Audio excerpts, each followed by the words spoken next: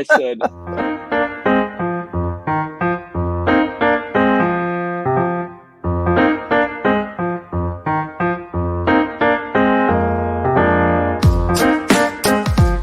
neighborhood beautification. That's very important to Detroit. It's very important to block clubs, organizations, and people who live in the community.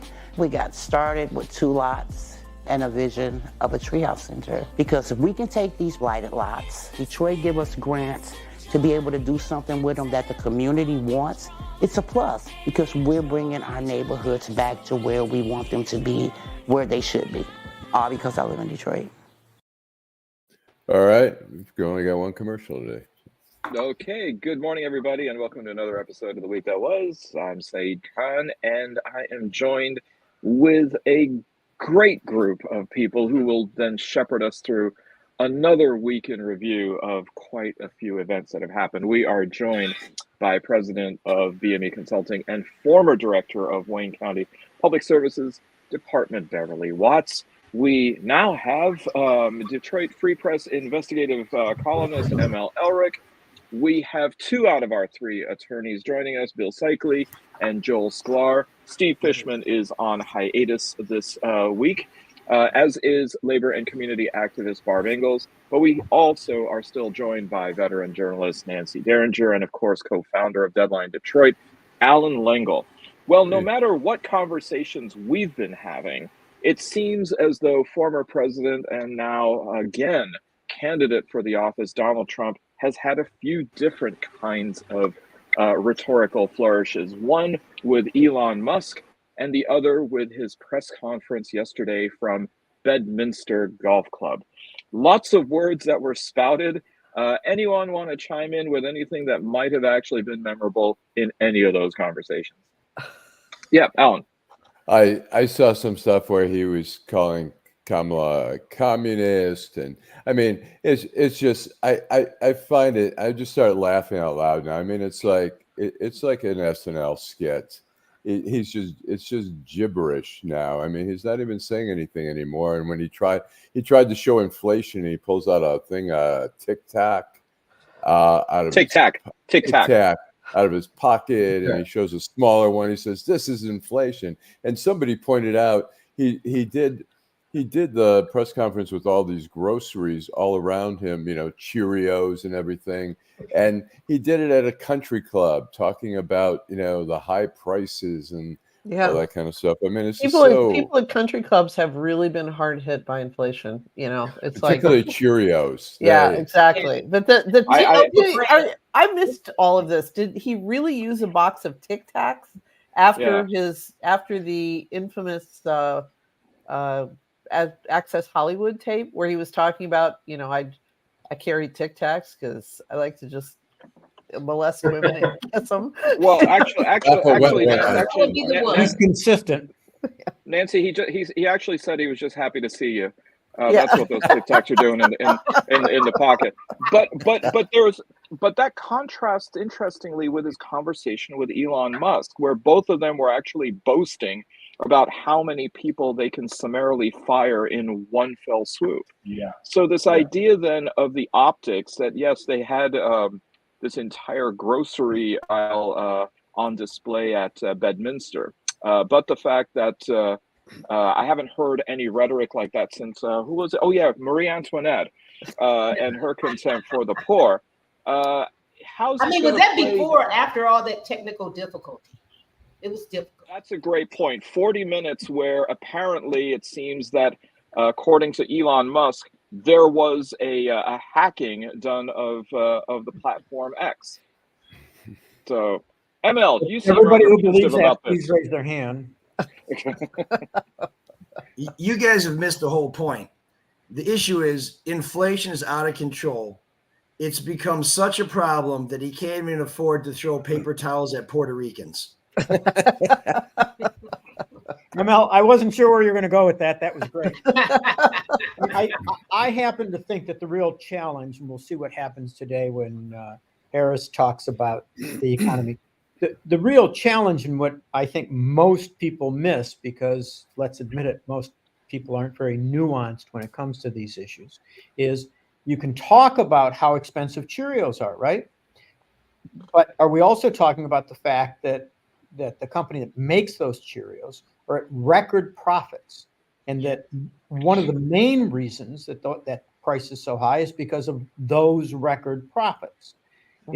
And that you can't, the fact of the matter is if you look at most of the issues that we consider about inflation, I'm sorry, about the economy is doing fairly well. We had this huge drop just a week ago in the stock market. We've gotten it all back. Stock market's doing well. Unemployment is still low. Wages are going up. But there is still this issue about inflation for a lot of products that are hurting the middle class and the lower class, and we've got to do something about it. I think that the American people have got to consider is doing something about it, giving tax cuts to the uber wealthy, or taxing the uber wealthy and reducing taxes on the lower and middle class. I think that, if she can communicate that to the American public, she'll win on the economy issue, because I think he's going to be terrible for everyday Americans. He was before, and I think he'll be terrible now. No, I totally agree with you, Bill. I totally agree. And today I can't, as with everyone anxiously waiting to hear what she's going to say in Raleigh, North Carolina, she's expected to roll out her plan for the first 100 days when she's in office to do just that, to lower costs and for the middle class and for the economy. So I'm just anxious to see exactly the details of how she's going to do it and lay out the first part of her 100 days to lower costs. That's going to be interesting. I'm anxious to hear Trump's. I mean, Trump says, I'll eliminate inflation on my first day. Huh. Yeah, how? Well, I think we know what he did. Fortunately for everyone else, he's been president before. So he had his 4 years. So I think you already have what he did before, what he can do while he's president. Right. I really wish politicians wouldn't be so interested in privileging base 10 numbers. Why can't it be 97 or a prime number? I mean, why does it have to be 100 days? Right. I mean, can we not?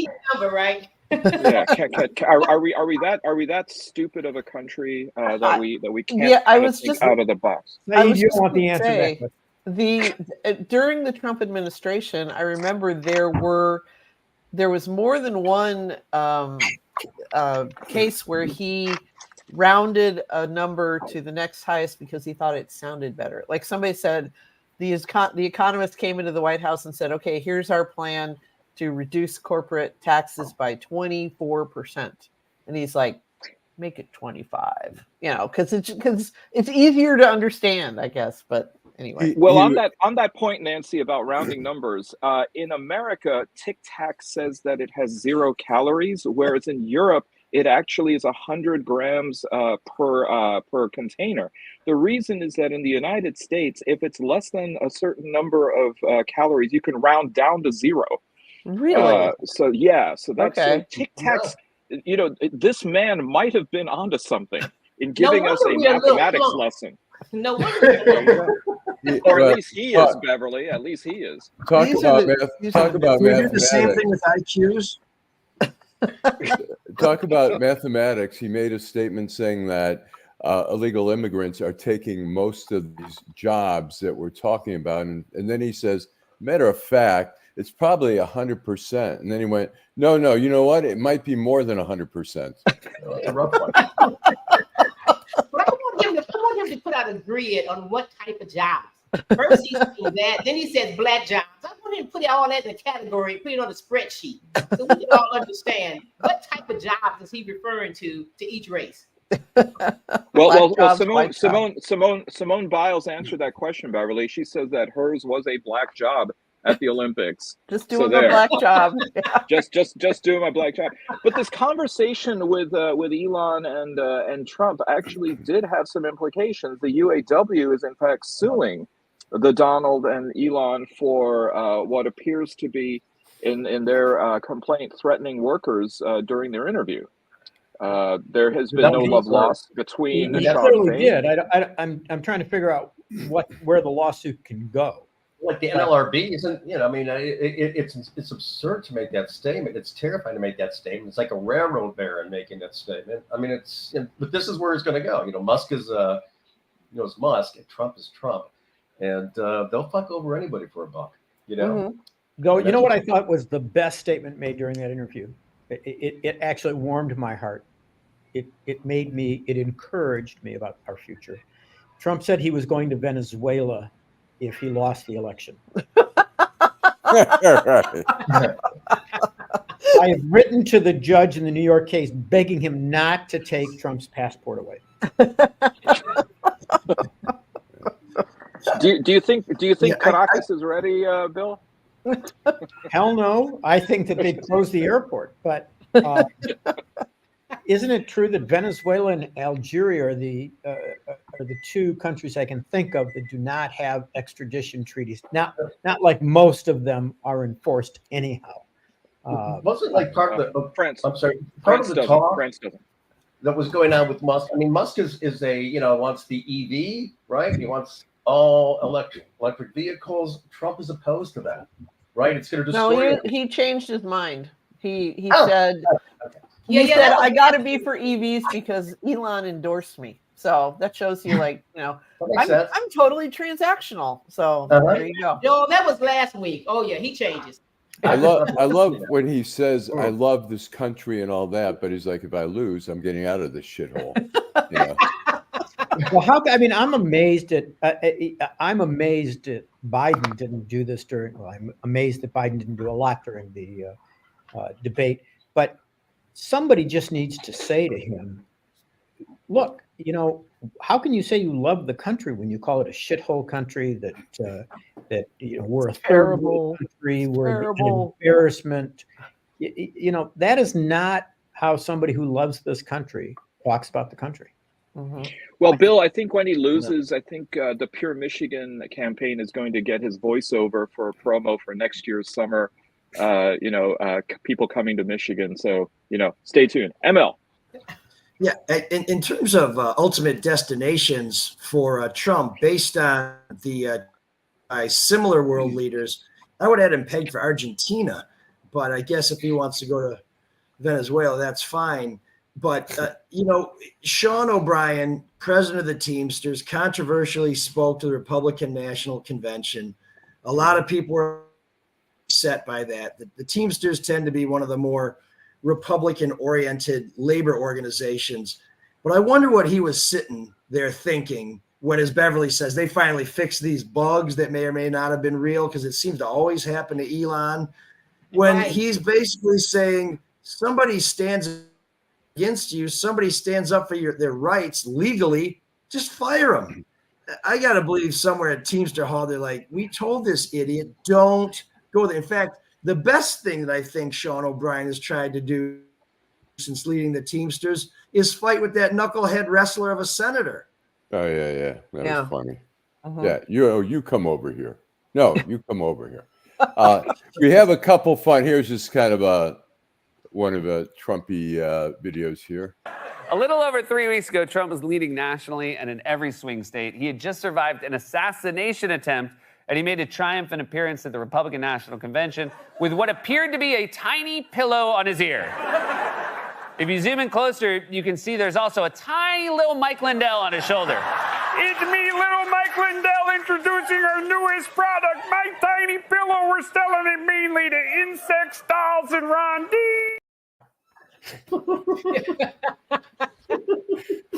I have think not what seen you that one. needed. That's great. I think it would be better if you had like a little mint on the pillow. Yeah. Maybe the size of a Tic Tac. Well, apparently Trump seems to be rather upset at how he has been treated by everybody, including Kamala Harris, to which he has said that he is entitled to conduct personal attacks against her. That was one thing that came out of yesterday's presser. But he's also suing the Department of Justice for $100 million over the. Thank you, Bill. Thank you. For the as he would say, the evil raid of Mar-a-Lago. So attorneys, august as you are, what are the chances of this lawsuit going anywhere? Slim and none, and slim left town type of. And Joel just overstated it. I mean, first of all, this is civil litigation. This is my bailiwick. I will tell you that the idea that he is going to get a dime for this is lunacy. Yeah. I'm sure he's raising money, by the way, with it. I'm sure that's why he did it. But you know, a judge signed off on this. And the judge is completely immune. And the FBI, I know he says, oh, they had guns with them. Well, they always have guns with them. They always have guns. They followed the protocol. This strikes me like Maddie Maroon filing lawsuits to block the Gordie Howe Bridge. Yeah. But those are more legitimate. Yeah, there was actually a legal argument to be had here, but here it's like, I mean, I assume whatever will be a summary judgment dismissed or whatever, it'll never see daylight in the trial. Unless it goes to Eileen Cannon, in which case she's going to sit on this thing like an ostrich egg. But Maddie's plan was every $1 million I spent on legal bills, I'd probably save $100 million by keeping that bridge from being built.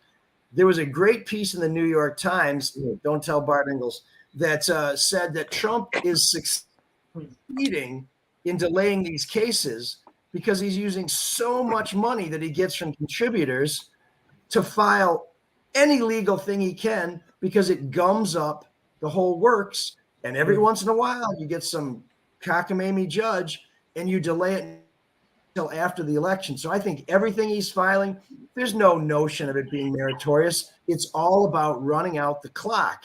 And whatever you think about him or his legal strategy, this has turned out to be brilliant because you get an Eileen Cannon every once in a while.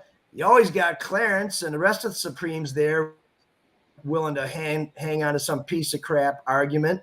And here we are, a guy who had more criminal charges brought against him than any president ever, which is more than one, is not going to have any of them adjudicated before the election. And the only one that he's actually been before a judge and jury for was the one that everybody thought he wasn't going to do, and was the only one other than Atlanta that doesn't go through the federal system. I mean, yeah, he's crazy, and people laugh at him, but they laughed at him in 2016. And I mean, I wouldn't laugh until November 6th, and you know what happens. True. Well, that's what I want to ask about, because November 6th is coming, and I would never go out on a limb and predict anything after 2016, but say Harris wins, and say there is something of a blue wave behind her, because, you know, there are enough Republicans who are just fucking sick of it. The double haters probably, you know, have found someone that they can at least, you know, hold their nose and vote for. So suppose there's yet another washout of Republicans up and down the ticket, as there has been, you know, in the last midterms and before that. At some point, the party is going to have to say, guys, this isn't working anymore. I mean, everybody's talking about, oh, Gretchen Whitmer won, you know, Michigan by 10 points. It's like she won by 10 points because her opponent was Tudor Dixon, you know, who was utterly unprepared, and, you know, had the MAGA stamp of honor because she's a hot lady, and that's what, you know, Trump likes to be photographed next to him. So, I mean, at some point, the party's going to have to wake up and say, it's not working anymore. Don't you think? I don't. Am I wrong here? You're right. It's going to be a humiliating defeat, and if Kamala wins, it will be a humiliating defeat. It's the last person he wants to lose to a woman of color. Yeah. The humiliation, the emasculation to Mr. Macho Man, you know. Who makes fun of him. I mean, she doesn't just say he's bad. She says he's laughably bad, which is, I mean, the press releases coming out of her campaign, her comms office, are hysterical. I mean, you know, she refers to him as a doddering old man with dementia. You know, I mean, it's quite something. So next week is the convention. So what words are you putting on your bingo card that you expect to hear referring to Trump, because there's Ooh, going to be okay. quite a few coming up with all those speeches. I want to see them Weird. resurrect what the North Koreans gave us, which was Marcus. Dotard. Yeah. I would think that the Democrats are doing the Republicans the biggest favor if they defeat Trump. It'll finally give an opportunity for some of the more mainstream Republicans to reclaim their party. Right. Such I as, I mean, I'm not being flippant, but who do you have in mind, Alan? Who would reclaim the party?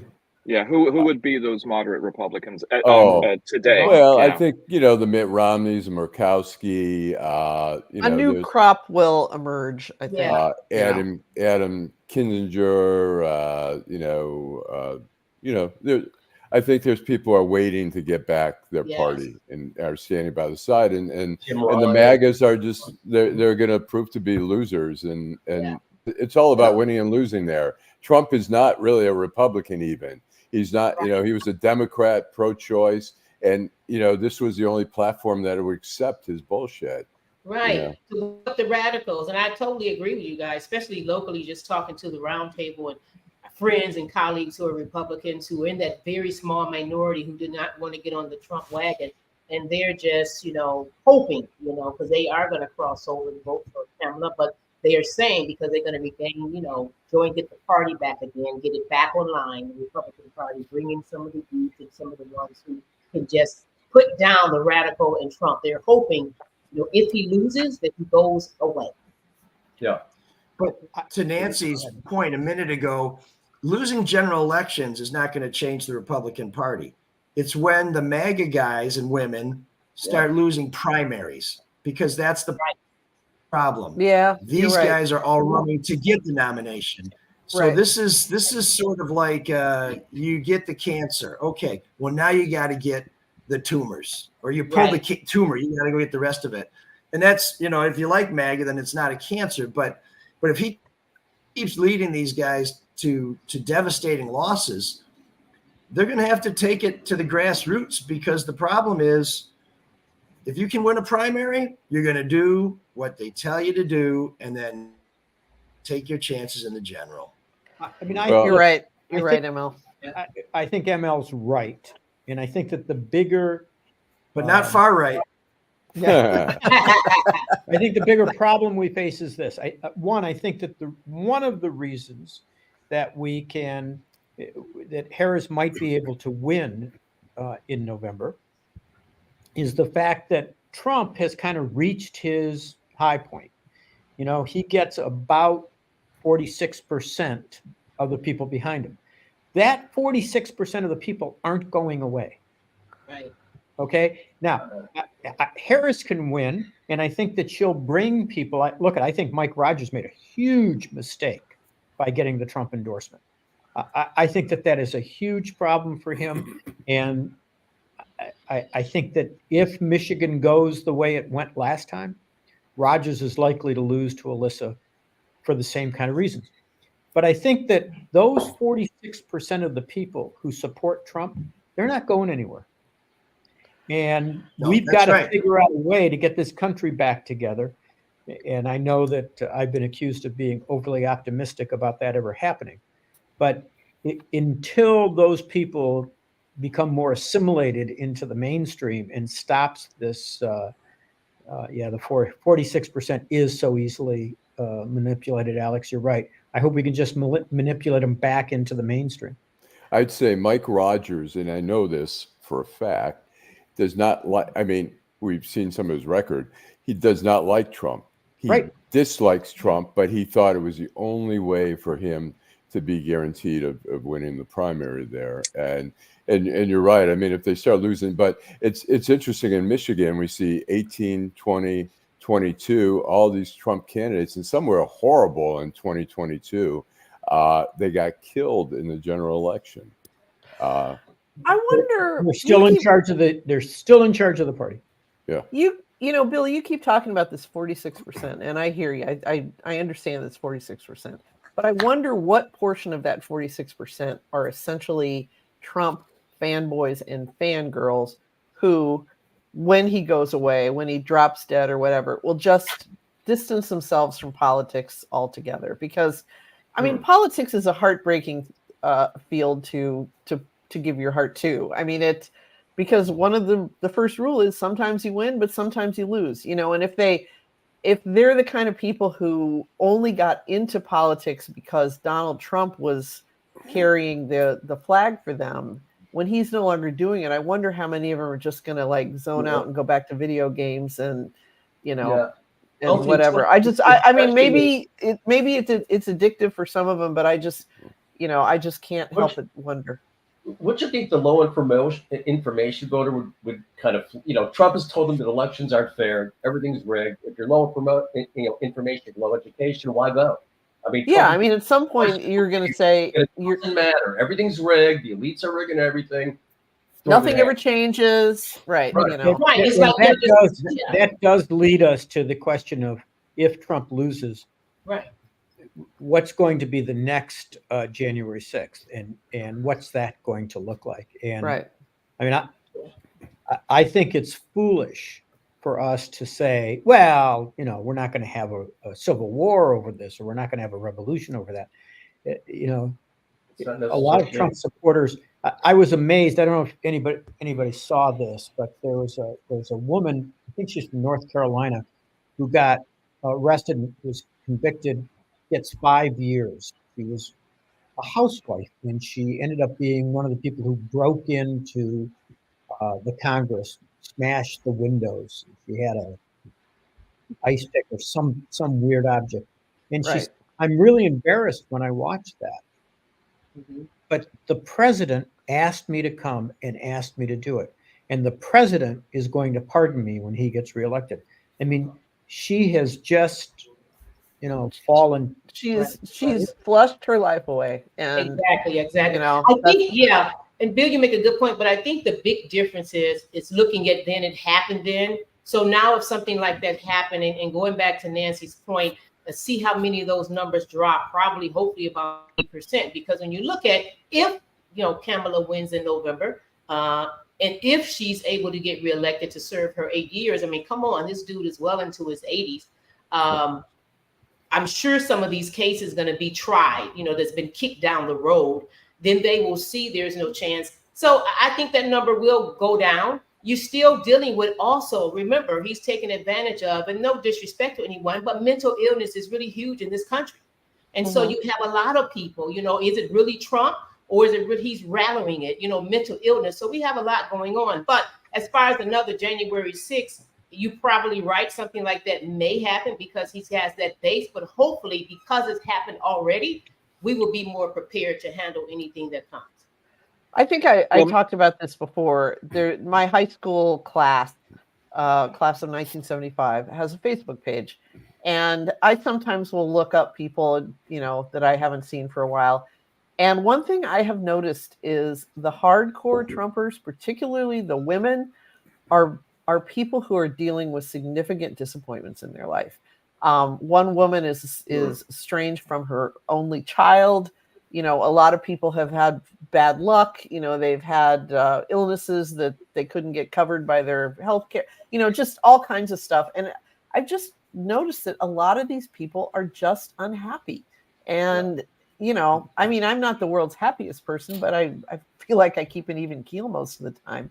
And I don't know. I mean, it kind of goes to your point, Bill, about like, what are we going to do with these people if Trump keeps losing? And, to me, the answer is a strongly populist policy that, lifts poor people up and gives them a chance to succeed, that invests heavily in childhood, because this is where a lot of these, these things take root. And in support of your position, Nancy, remember that all of these people begged that Obamacare would be revoked, right?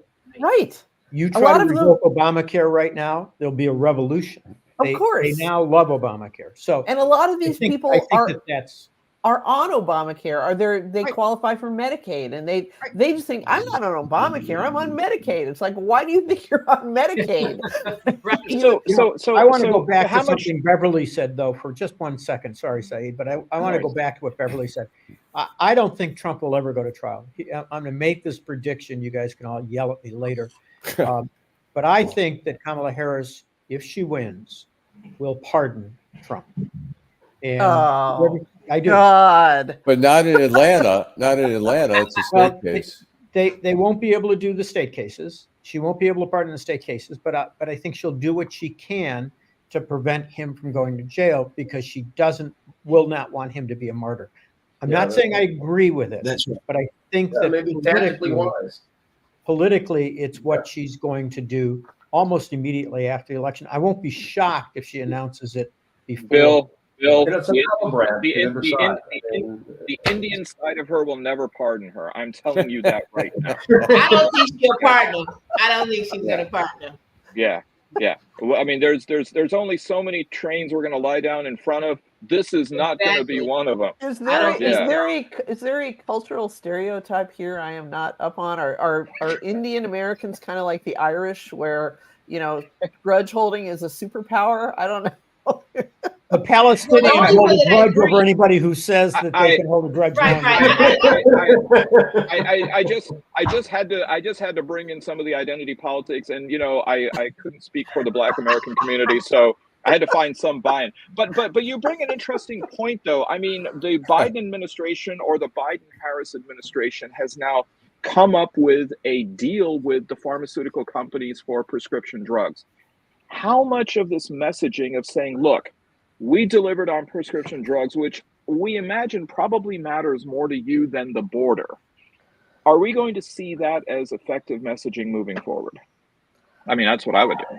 I think it's a good selling point. I mean, actually yesterday also Walmart, in conjunction with Target, some other stores have dropped their prices now, Yes. which is going to help inflation even more. I think the cost of prescriptions, I mean, it's insane what some people pay for some of these more serious prescriptions there. So it's got to have an impact. I mean, before it was just insulin, now they're talking about multiple drugs, and which, the drop was quite significant, hundreds and hundreds of dollars per month. But that was just to offset the rise of price of Cheerios, Alan. So, it all... Trump said he was going to take that Cheerios to his vacation home and have some fun with it. Whoa. ML, sorry. Well, I think for Walmart, this was just a loss leader, so people will come in and they can make it up on guns. So that's just a business thing Ammo. for them. There you go. There But- you go. I remember back in but the this day when is- you could actually buy the swimsuit issue of Sports Illustrated at Walmart, but Just to talk about messaging real quick, since Kamala has been the nominee, the messaging has been positive. When I see the commercials when Biden was running, I would get depressed because, my God, we're going to lose. I feel enthusiastic. Those I know are enthusiastic. I think the messaging is already working. I think she's already, made a very clear distinction between her and Trump. I think that's going to continue. And I think Trump has jumped the shark. I think this is a rerun. He's got a few tricks in his bag, and he plays them over and over and again. And all these episodes we've kind of seen before. And I think it's enough. I think he's got nothing new. He offers nothing, obviously.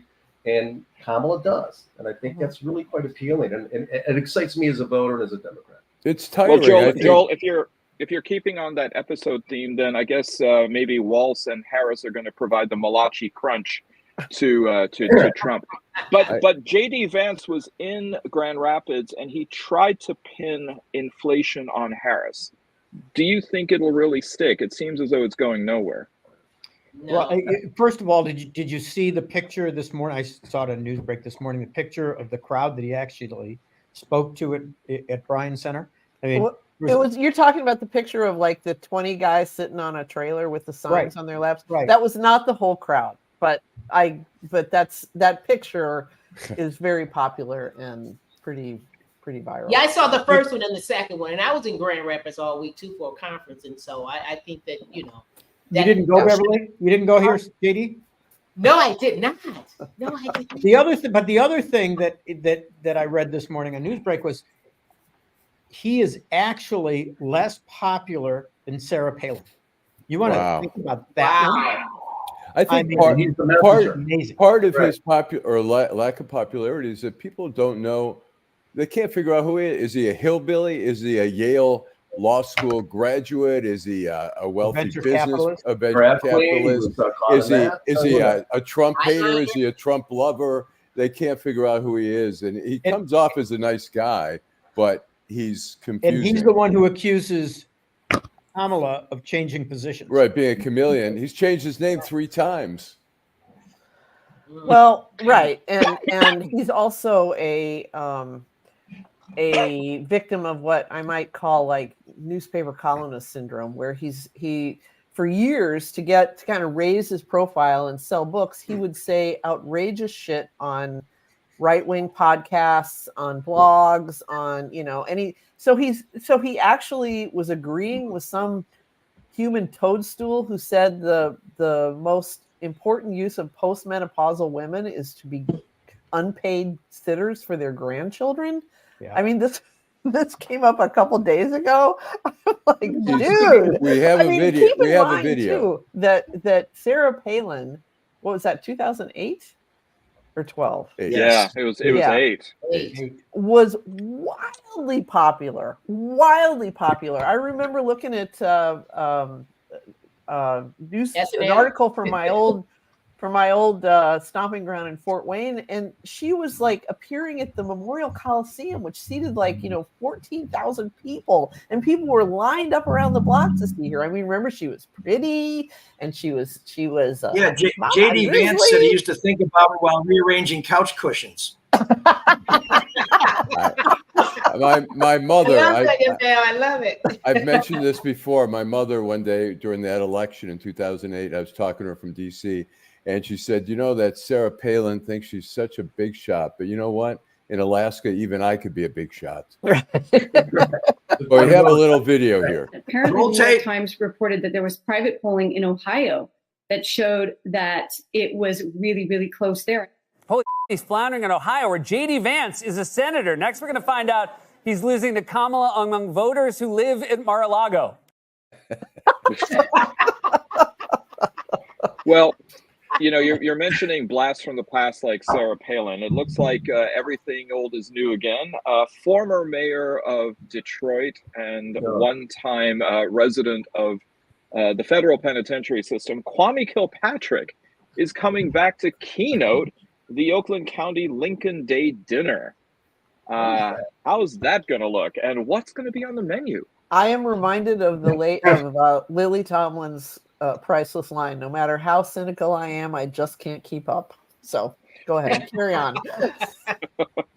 Well, I don't know if Kwame's a lying, egotistical, hypocritical bigot that she called Dabney Coleman in 9 to 5.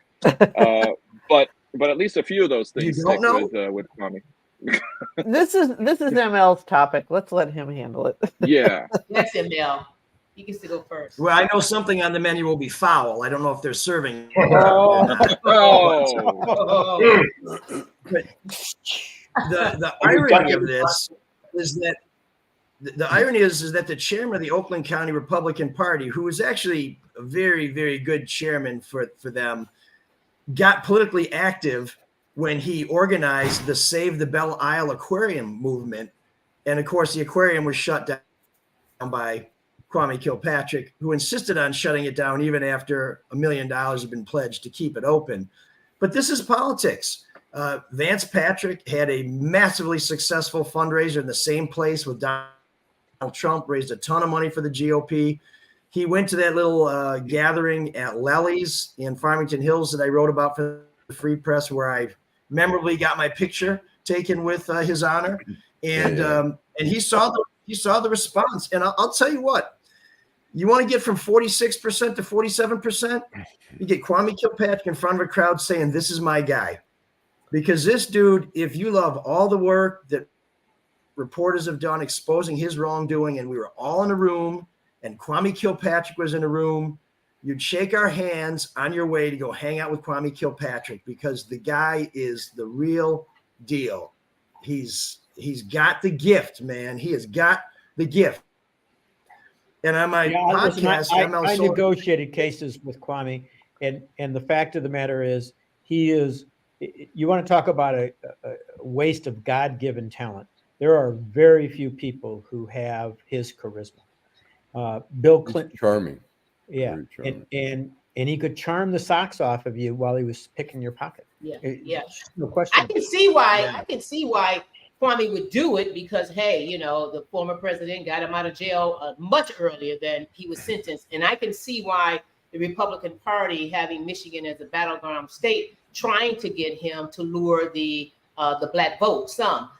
In this case, though, I don't think it's going to work. I think the only thing he's going to do is go out there, have a nice meal, and people will see him, and he's giving a favor to Trump. But him being out there, if the mission is for him to sway any of the black vote to help them win Michigan in this race this time against Kamala Harris, it's not going to work.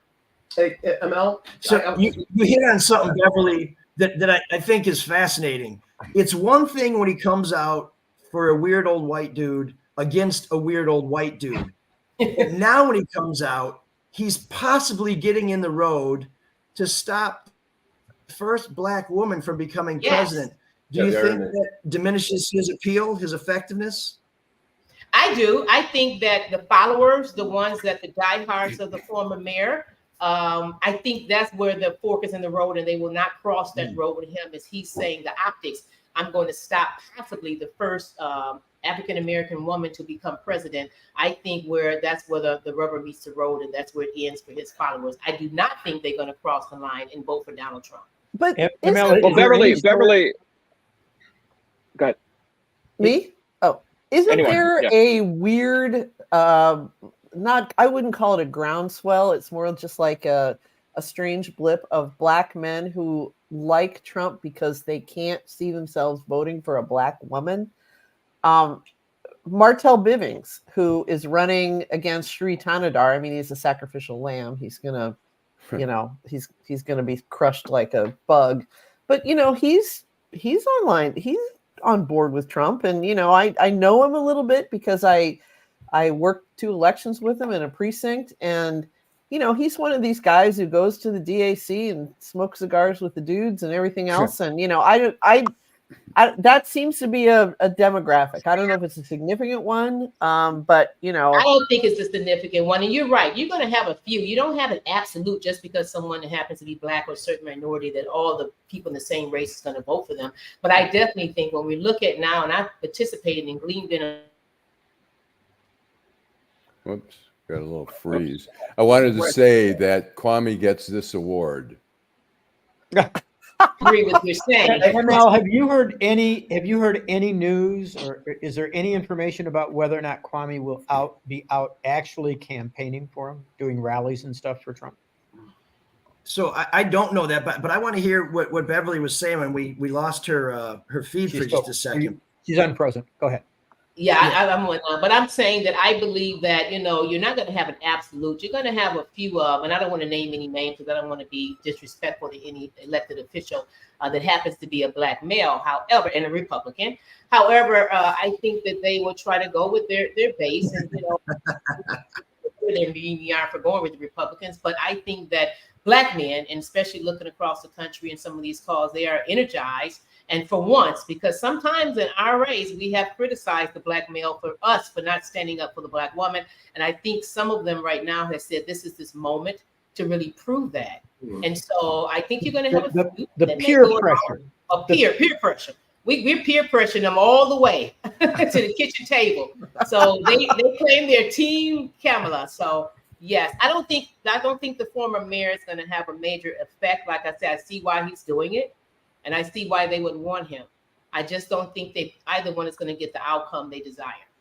It's interesting. To Bill's point, unless he hits the streets, he's not going to be. This crowd he's going to talk to, they're all voting for Trump anyway.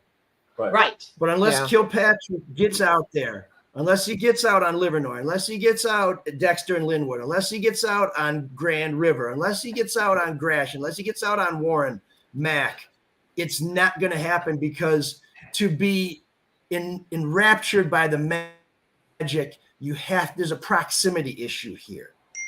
You have to be in his presence. And even if he got out there,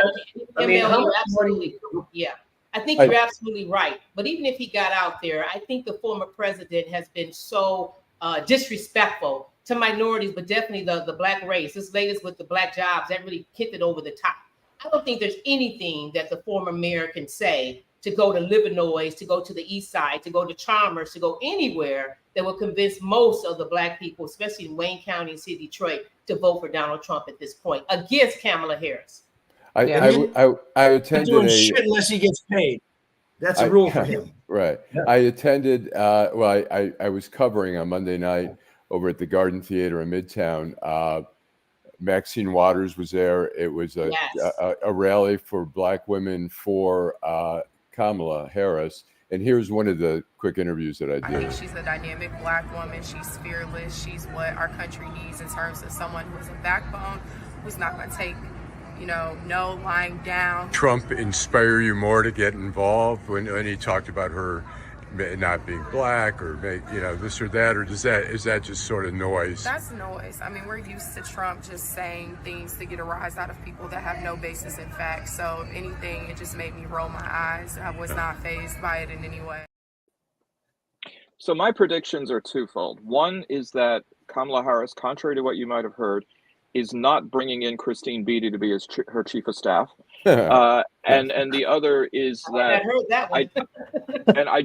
I don't think that given the fact that Trump commuted his sentence, I don't think Kamala is going to pledge to pardon him, which would then, of course, make Kwame irrelevant in trying to court votes against her. But we'll have to see. There was another case which I guess it had its denouement. Is that right, Nancy? Denouement? Denouement, yes. Okay, thank you.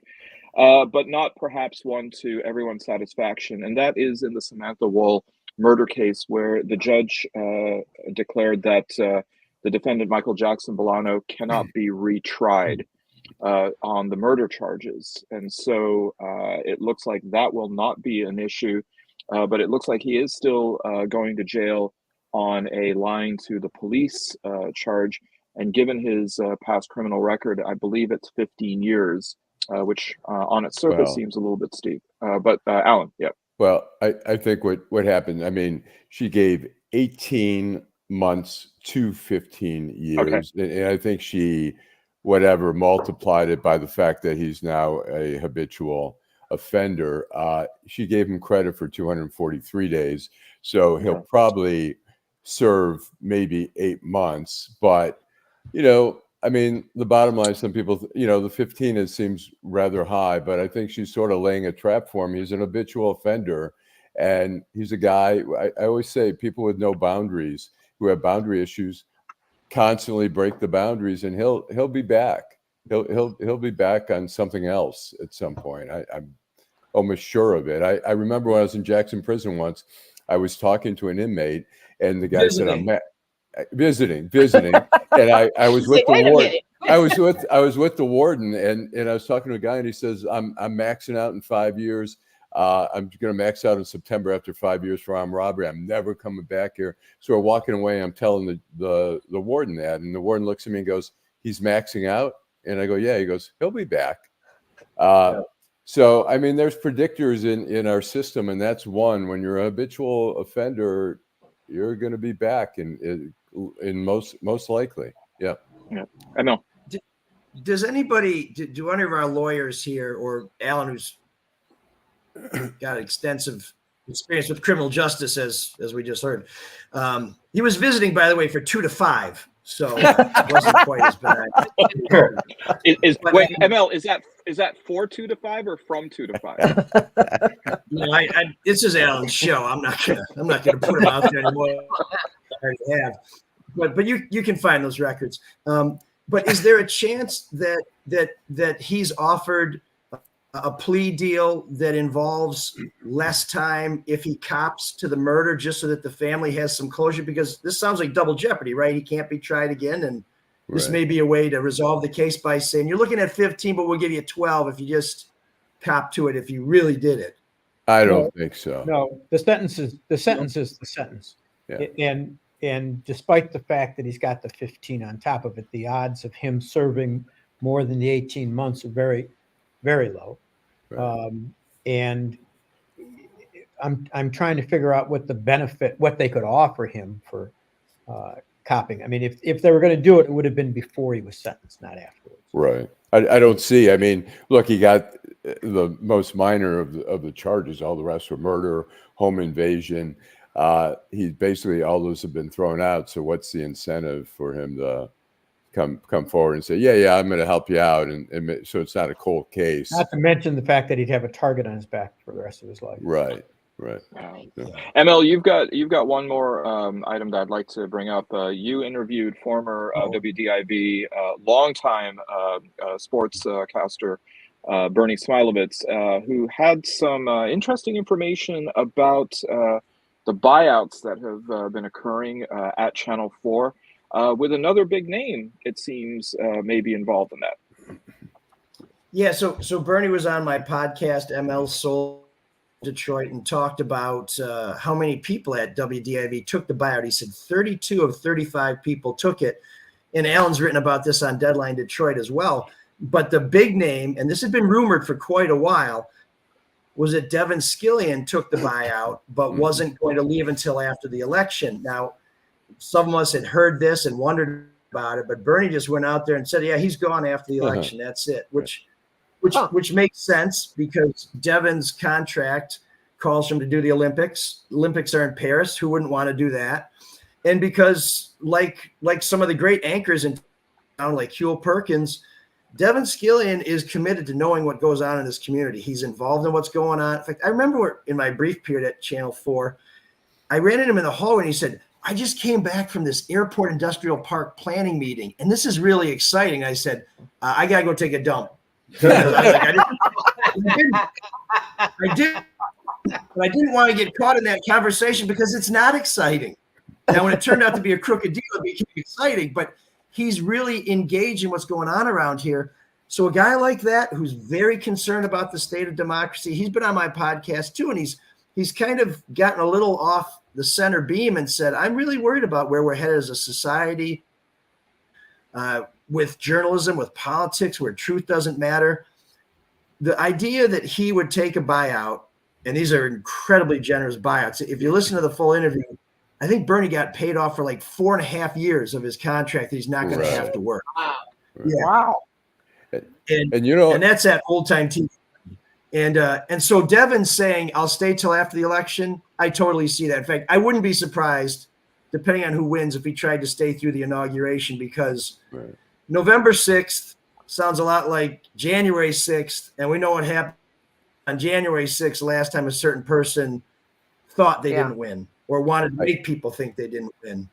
And Devin's he was the anchor in Oklahoma City when they blew that building up. This is a man who has a real sense of the moment and history. And if he was sitting on his couch when something crazy went down, I think he'd lose his mind. He always also one of the nicest people in the world. Yeah, he's a pro's pro.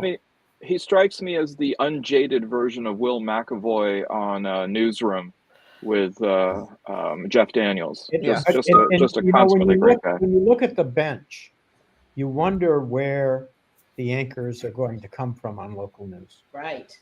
You just don't see that quality. But I think that's a reflection but I think fewer people watch local. I don't watch local news. Do you? I agree, Nancy. But I think that's a real loss. Yeah, it is. I think guys like him, I'm guessing his salary is probably close to $1 million, if not $1 million. And now we see the new wave of anchors are probably making $300,000. And Bernie was saying during the interview with ML, which I thought was a great interview. I mean, he's saying basically, look, they're going to be getting rid of the high salaries. There's going to be more of this, and we're going to get lower salaries. And I start to watch some of the local TV, and it feels like I'm watching sometimes Flint or Lansing TV, where you're seeing more of the sort of not all, but some of the B teams. The training ground. Hey, you guys have all lived in this state lived in this market for pretty much your whole adult lives. I, on the other hand, moved here from Fort Wayne, Indiana, 110 in the market size, as opposed to Detroit, which is in the top 10. And I am here to tell you, it's so much more entertaining in Fort Wayne, where you have we had a mispronouncer who never read the AP pronouncing guide that they move every single day. The Canis Film Festival. She's talked about some oil spill. They were reusing biological weapons with release of oil-eating microbees. Yeah. Watching that with a friend of mine, we just sat there for a second, and all of a sudden it was like, oh, microbes. But by the way, Devin he wrote back to me because I texted him to ask if he'd comment on the story, and he said, I don't comment on my contract, and it's not fair to people that I work with. So, Okay. and then I did have somebody else who tell me that it is true. So They got rid of Tim Pamplin, and that yes, that one I miss. he's at WWJ now. He's at WWJ now. Yeah, Now he's But he's a doesn't- great he doesn't- guy. But he He's a doesn't great even guy, say, but- news station 950. He has to kind of toe the line over there. He's the night Mike. Devin, he's a night Mike. No, Devin's going to be missed. I mean, Spotlight Detroit or the Sunday show. I mean, always just wonderful. Flashpoint. Maybe now. Yeah. Flashpoint, sorry. Maybe now, if we actually do get more mass transit in the city of Detroit, he can be the voiceover as Carmen Harlan is for the Q line. And so he'll never really go away. With that, Alan, let's go to commercial. Airport. Let me do a commercial and then we'll get to it. Neighborhood beautification. That's very important to Detroit. It's very important to block clubs, organizations, and people who live in the community. We got started with 2 lots and a vision of a treehouse center. Because if we can take these blighted lots, Detroit give us grants to be able to do something with them that the community wants, it's a plus because we're bringing our neighborhoods back to where we want them to be, where they should be. All because I live in Detroit. All right. I'm not just saying it because they advertise on our show, but boy, those are great commercials. They are. They I really love are. the music. They're really The music's great Yeah. too. Yeah. Okay. All right. Are Okay, we ready? now Alan, we are ready. Downtown Detroit, Robert Wells, Schmuck of the Week. All right. I'm going to start with ML on this one. Now is Robert Wells saying that he's the schmuck of the week? No. He's okay. I just want to be clear. He's a great guy. Everybody He's a likes him. wonderful guy. Nice. So I suppose I'm going to be Mr. Predictable here, but Jim Harbaugh, I mean, this is a guy who said we're all about integrity, the leaders and the best. When a bunch of Michigan State guys gave a couple of Wolverines a beating they deserved in a tunnel, now 100-2, I don't like those odds, but those guys, they effed around and found out. He called for a full investigation. We got to get to the bottom of this. We can't leave any stone unturned. We basically got to do whatever we can to ruin the lives of some young men who just got a little hot when they were disrespected, but then who didn't care when his coaches were lying and cheating and his players were driving around with guns and going too fast and all this other stuff, when he's suspended by his own team, when he's suspended by somebody else, when it all comes out that it's all true, he won't apologize. He won't admit he did anything wrong. He impeded the investigation. And now he wants to come back as a conquering hero. And when Michigan comes to its senses and says, you know what, coach, maybe this is a good time for you to focus on the team you abandoned us for after saying for years you weren't going to abandon us for the pros. Yeah, Jim Harbaugh, it's just for a week, but you're my schmuck for ever, bitch. You know what? All right. Are you aspiring too? Somewhere on a Agreed. golf course, Steve Fishman is about Oh, to that's tee up, going up. and he's like, I sense a great disruption in the force. Oh, yeah. I think you're right. I just hope there's As no long as you don't storm. pick on Chris Webber, Steve's okay. Yeah. Okay, but I need to remind you, ML, that first of all, that incident in the tunnel wasn't exactly the Battle of Thermopylae. It was more like the 300. We had the 300. And second of all, it does need to be reported that Jim Harbaugh offered former San Francisco 49ers quarterback Colin Kaepernick a coaching job with the Los Angeles Chargers. So, oh wow, You gotta it's like him something. for that. Yeah. It's something. It's something. But thank you. Okay, Beverly. Okay, mine is switching a little bit, not politics, but sort of politics, but political. I have 5 schmucks this week. Wow. 5 who were indicted. How many of us for are there? taking advantage of Matthew Perry. Those Oh, right. schmucks and the doctors. I mean, this has been going on for years and it's probably continued, but I'm glad to see law enforcement taking a big leap in that because people who are battling with disease, and not just Matthew Perry, but a lot of people dealing with that, you have these predators and these so-called doctors and these hang-alongs on there. So they are my smokes of the week, and I hope this continues. And I hope this is let others know out there who are predators, especially doctors, getting these illegal drugs, preying on people who are battling with this terrible disease. So I hope that Matthew Perry, what he couldn't do in life, that he's able to help do something in his death, which is to really go after these people who take advantage of people who are dealing with this awful disease, addiction. Those are my schmucks. Thank you, Beverly. And it coincides with the 47th anniversary of Elvis Presley's death. Wow. And I remember Dr. Nicopolis, or Dr. Nick, being really one of the first doctors who was then investigated and indicted for supplying unnecessary drugs to a celebrity. So right on with that. And we're hearing from Barb. Hope everything's going well where you are, Barb. Yay, thank you for tuning in. Okay, Joel. I'm going to go with Stephanie Lambert. She's a lawyer who's representing, who's the guy that owns Overstock.com and the lawsuit. Patrick Byrne, I believe is his name. Yeah. Yep. And she did something that I can't even imagine thinking of doing. There was a protective order that covered confidential emails that were only for the eyes of counsel, is my guess, and the parties. And she published them willingly, deliberately, happily. And to violate an order like that of such sensitive information, because it had many secrets, it apparently was quite the leak, and not even a leak, the intentional distribution is abhorrent. Not to respect the court, not to respect herself, not to respect your profession, not to respect the American people. She thinks she knows best. To hell with her. So she's much fun. That's a good one, and I have to say. Donald Trump, the rise of Donald Trump has done more for Z-grade lawyers than anything else. And I'm reminded of somebody's quip that MAGA really stands for make attorneys get attorneys. So it's amazing how lawyers are willing, better. I mean, you have it's a protective order. It says just what it says. Grade lawyer like Stephanie Lambert, and then suddenly it's like, here's a chance to step in front of microphones and cameras. Oh my God.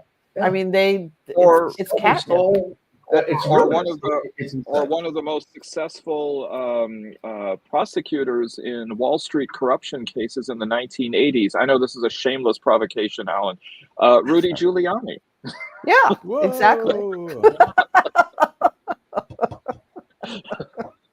So, here you go. Thank you. Yeah. Ding, ding, ding. Like, you're looking for it. Okay, Bill. And no, that's not a prompt for Bill's picture, but go ahead, Bill. Please. Actually, I'm going to do something that Joel will cringe when I do it, because it's a general rule. You don't say bad things about judges, and you generally don't make a judge a schmuck of the week. However, Kenneth King is my schmuck of the week.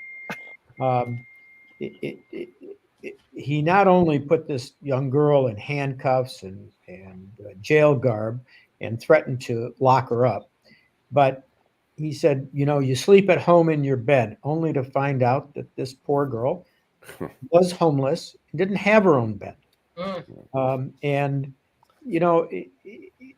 I've been involved in a lot of classes and field trips with kids in courtrooms. They are not there to be abused. You have a great opportunity to interact with them, and they usually, I don't want to see Bill's pick. Ann, what did I do to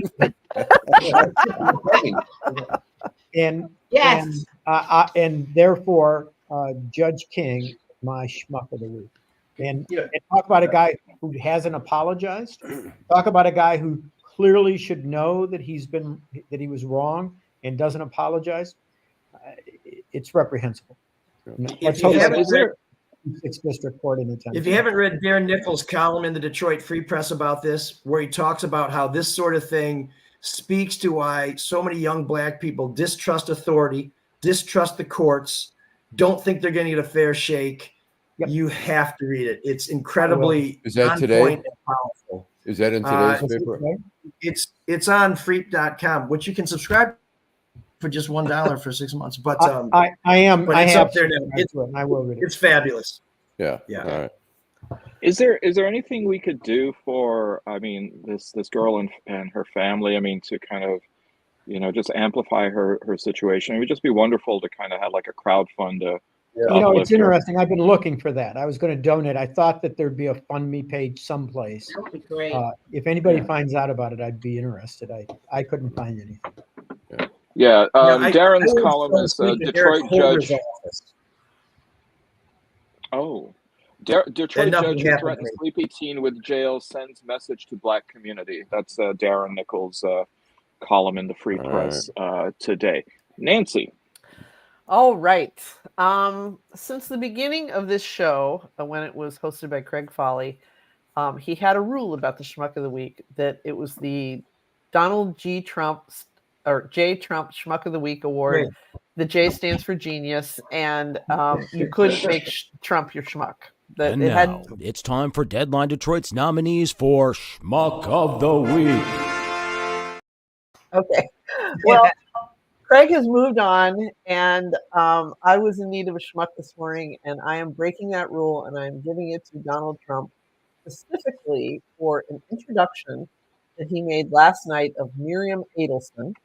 And he was talking is the usual word, taco salad of garbage that comes out of his mouth.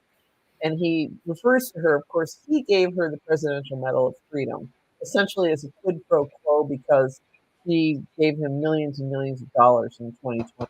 And he made up some award. Oh, her work in anti-addiction medicine. But anyway, so he's talking about this last night at her introduction, and he says, we gave Miriam the Presidential Medal of Freedom. That's the highest award you can get as a civilian. It's the equivalent of the Congressional Medal of Honor, which is, of course, the highest award that is given to a soldier.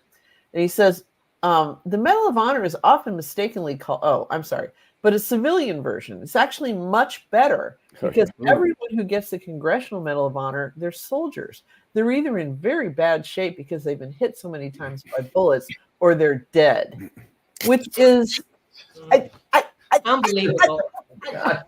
I mean, just what the fuck is this guy talking about? And to disrespect, some of the bravest and most honorable military members that our country has, it just blows my mind. But I think Congressional Medal of Honors don't have. They don't have bone spurs. Yeah, they don't have. Yeah, Cadet Bone Spurs talks about the Congressional Medal of Honor. I mean, but ML, I think one of the bone spurs dislodged and kind of traveled up to the brain. Yeah. So and he is the guy who cheapened the Presidential Medal of Freedom by giving it to some really skeevy people. Oh, I mean, Rush Limbaugh. Rush Limbaugh is a perfect example. I mean, Miriam Adelson stands head and shoulders above some of the other people that got. I think, didn't Roger Stone get one? I mean, it blows my mind. So Rush Limbaugh, all those. Yeah, Rush Limbaugh. Yeah, and he's ooh, and then he has. The sex worker FLOTUS, put it around his neck. It was awful. So anyway, that's me. Wow. Okay. Allan. I am going to go with RFK Jr., who initially tried to get a cabinet post with the Trump campaign in exchange for an endorsement, and they were going to do it. And then they were told, the campaign was like, oh, this is going to look bad. We're trading. And then he reached out to the Kamala Harris campaign and was looking for a cabinet position for an endorsement. And apparently they haven't gone back to him yet. So that guy, I mean, it's not that he doesn't bring up some good issues about health in America, but the guy's just a whack job. Yeah, he really is. A little bit Oliver Twist. Please, ma'am, can I have some more? So I've actually got two schmucks. One is New College of Florida, which apparently has now dismantled its Gender Diversity Center and has tossed out hundreds of books from the library, including books on LGBTQ plus, gender and diversity, and religious studies.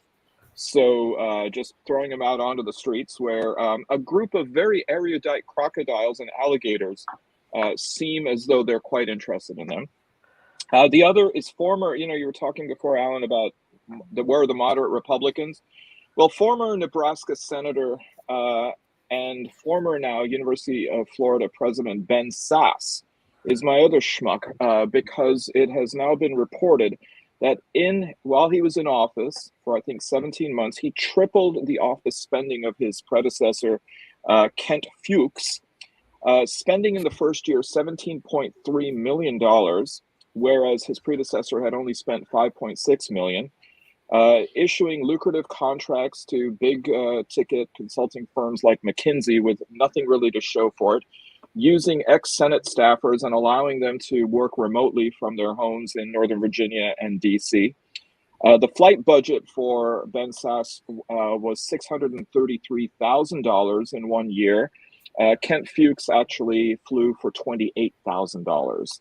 So when people talk about, first of all, fiscal conservatism amongst Republicans, I don't see it.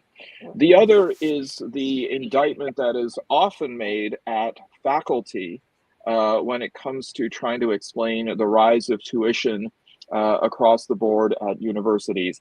As Selena Gomez very famously said in her wonderful song with Kigo, "It ain't me." So, I mean, I guess I could have used CCR as well, but Fish isn't here, so I'll save that one for Fish. He's like, who the hell is Selena Gomez? So, love you, Fish. Was she in Purple Rain? I don't think she was born yet. She might have been conceived as a result of Purple Rain, but not dead. And by the way, just before we end, I do want to say one thing. Please, if there's ever an Amber Alert against any of us, it would probably be Flint or Lansing news anchors who are coming to get us. So please look there first. Anyway, thank you for another wonderful week going around the horn with a lot of different news items. Thank you, ML Elrick, for joining us. Thank you, Beverly Watts. Thank you, Joel Sklar. Thank you, Bill Seikaly. Thank you, Nancy Derringer. And of course, thank you, and with the last word always, Allan Lengel. Drive home safely. Have a great week, everybody. Bye-bye.